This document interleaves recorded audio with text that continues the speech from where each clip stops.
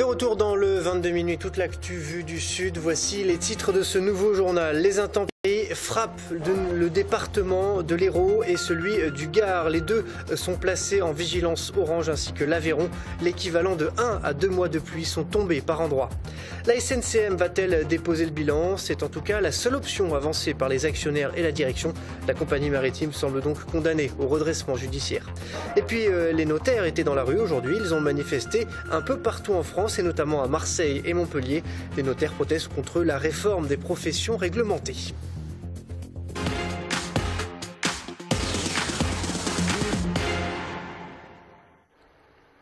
On commence donc avec les pluies diluviennes qui se sont abattues sur le nord de l'Hérault et ça continue en ce moment même. En moins de 6 heures, 200 mm de pluie sont tombés du côté des Hauts-Cantons. L'alerte orange est maintenue ce soir, y compris pour le Gard et l'Aveyron. La ville de Ganges est complètement isolée et l'eau continue de monter. L'Orbe et le Lez ont atteint niveau inquiétant. Les pompiers de l'Hérault ont comptabilisé une 60aine d'interventions dans les communes. On s'organise pour prévenir dégâts et inondations. Reportage Modelia Kapi.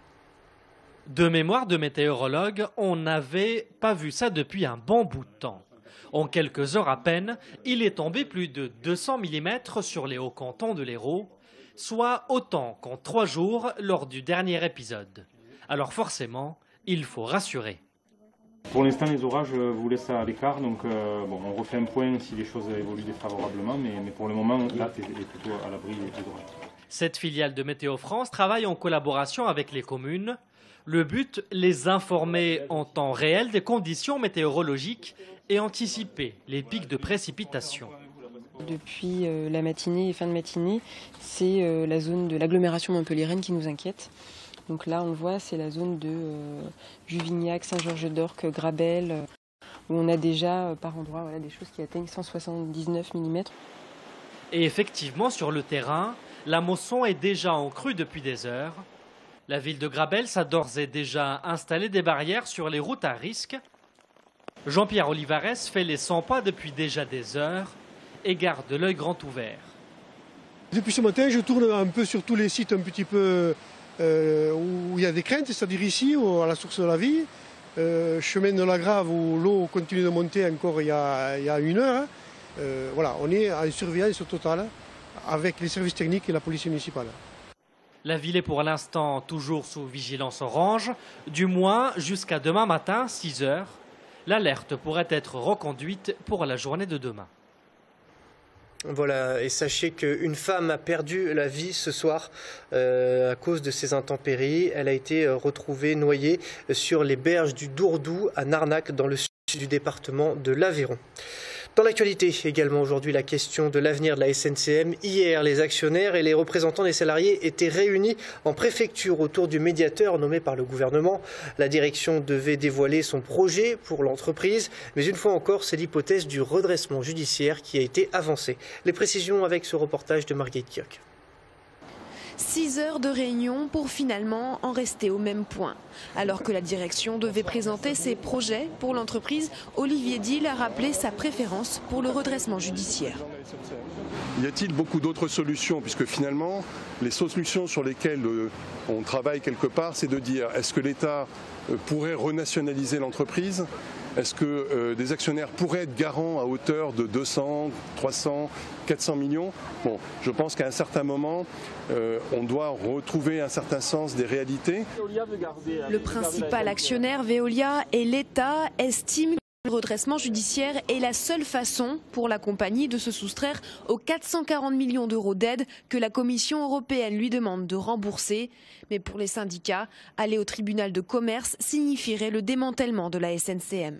Mettre aujourd'hui la SNCM sur le plan du redressement judiciaire relève, comme je l'ai déjà dit, de l'intention de nuire et d'un comportement qui est quasi délictueux, donc même du pénal. Aujourd'hui, aucun des acteurs, notamment les représentants du gouvernement qui étaient là pour la médiation, ne sont capables de nous apporter des garanties sur la transmissibilité juridique de la délégation de services publics, sur le soi-disant effacement de passifs. Aujourd'hui, on est effectivement plus que pessimiste. Le processus de médiation qui avait permis de mettre fin à la grève cet été se poursuit jusqu'au 31 octobre. D'ici là, l'engagement a été pris de ne pas aller au redressement judiciaire. Est-ce reculer pour mieux sauter. Hier soir, les représentants des salariés disaient compter sur les 2 prochaines réunions, les 7 et 28 octobre, pour inverser la tendance. Dans l'actualité, également aujourd'hui, la colère des professions libérales. Ils ont manifesté dans toute la France. Vous le voyez sur ces images. Ils étaient plus d'une centaine vêtus de marinières devant la préfecture de Montpellier. Autre mobilisation à Marseille où plusieurs centaines de notaires ont là aussi manifesté devant la préfecture des Bouches-du-Rhône. Tous ces notaires protestent contre le projet de réforme des professions réglementées. Reportage Marion Burlot. Tous ensemble, ouais, ouais. Les slogans sont parfois hésitants. Ils ne sont pas habitués à battre le pavé. Pourtant, aujourd'hui, ils étaient mobilisés. 500 à Marseille. Pour les notaires, c'est une grande première. C'est la première fois effectivement qu'on descend dans la rue. C'est la première fois qu'un gouvernement arrive à nous faire descendre dans la rue. Ça, c'est important. On est vraiment très en colère, même si on garde le sourire. On ne veut pas être les chouchous de Bruxelles. Un vrai ras-le-bol, je pense, oui. Raison de leur colère, c'est la réforme des professions réglementées. Une mesure voulue par l'ex-ministre de l'économie Arnaud Montebourg et reconduite par son successeur Emmanuel Macron. Pour les notaires, cette réforme mettrait fin, entre autres, à la sécurité juridique. Le notaire garantissant la sécurité juridique des actes qu'il établit. Si demain vous n'avez plus cette sécurité, rien ne vous garantira quand vous achetez un bien immobilier que votre vendeur en est bien propriétaire, de sorte que vous ne serez jamais sûr que l'investissement que vous faites vous permettra effectivement d'avoir un patrimoine. Autre inquiétude, le prix des actes notariés pourrait augmenter. Si le notaire perd entre guillemets son monopole, ça sera des avocats ou des tierces personnes qui vont intervenir. Mais comme le notaire il sera toujours obligé d'authentifier l'acte et de publier l'acte, vous aurez peut-être 3 ou 4 parties à l'acte. Les huissiers, aussi touchés par cette mesure, ont obtenu une avancée ce matin. De leur côté, les notaires espèrent être entendus par le gouvernement. Selon eux, ce projet de réforme pourrait toucher 10 000 emplois en France. Au chapitre social toujours et en bref, la grève des pilotes d'Air France est partie pour durer. Aujourd'hui encore à l'aéroport Marseille-Provence, 85% des vols de la compagnie ont été annulés et les pilotes contestent la stratégie d'Air France qui cherche à développer sa filière à bas coût Transavia. Direction Nîmes, à présent Nîmes où le Solidaribus a repris ses tournées en cette rentrée universitaire 2014.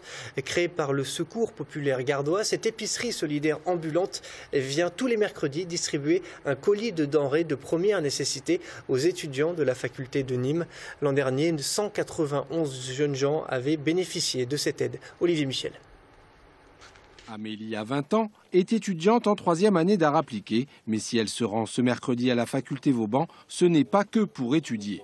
Je viens avoir un peu d'aide de nourriture en fait. Pour la 2e année consécutive, Amélie vient de s'inscrire au Solidaribus du Secours populaire, une épicerie solidaire ambulante et un moyen pour cette étudiante boursière de boucler ses fins de mois. Parce que je suis à 400, 500 € par mois, même pas. Et après, j'ai mon loyer qui est prélevé, donc du coup, je redescends à peu près, même pas 200 € pour le mois, quoi. Du thon ou des sardines? Thon. Contre 1 € 2 fois par mois, les étudiants inscrits peuvent ainsi obtenir des denrées de première nécessité, de quoi simplement manger, vivre et pour certains, les aider à s'assumer. Ça permet de faire des économies et de pouvoir acheter un peu d'autres choses comme de la viande ou quoi, où on n'aurait pas forcément les moyens. Il faut savoir vivre loin de ses parents, se gérer, il faut apprendre quoi. Après, ça nous fait grandir. Je pense qu'il faut mettre sa fierté de côté à un moment donné quand on a besoin. Non. C'est pas dur. Moi, ça me gêne pas. L'an passé, 191 étudiants ont bénéficié de l'aide du Solidaribus, un chiffre qui pourrait exploser cette année.